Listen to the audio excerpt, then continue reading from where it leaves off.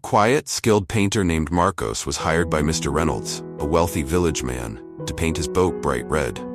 Marcos, known for his precise work, arrived at the dock early and got started. As he prepared the boat, he noticed a small hole in the hull. Rather than make a fuss, he simply fixed it, thinking it was just part of a good day's work.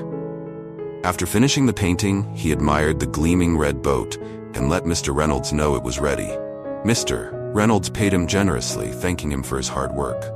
Marcos accepted the payment, nodded respectfully, and headed home, content with a job well done.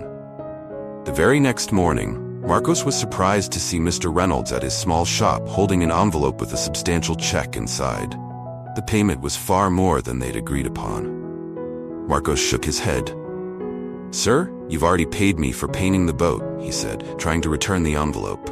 Mr. Reynolds smiled warmly and insisted, "This isn't for painting, it's for repairing the hull." Marcos was taken aback. "Oh, that was nothing. Just a quick fix. It wasn't worth such a large reward." Mr. Reynolds took a deep breath. "Let me explain why this means so much."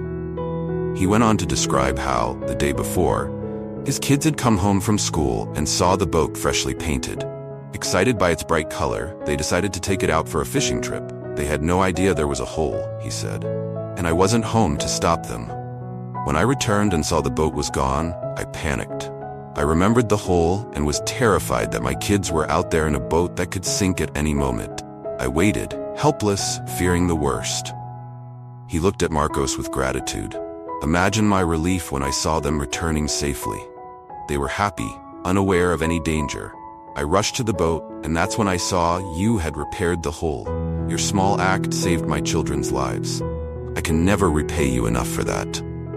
Marcos was silent, deeply moved. He thought of it as just a simple repair, yet it had saved lives.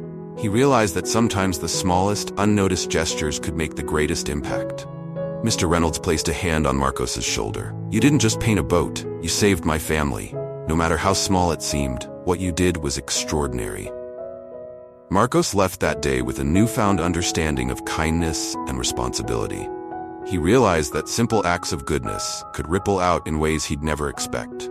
Small actions can have powerful impacts. Help where you can, and never underestimate the difference kindness can make. You may be saving a life without even knowing it.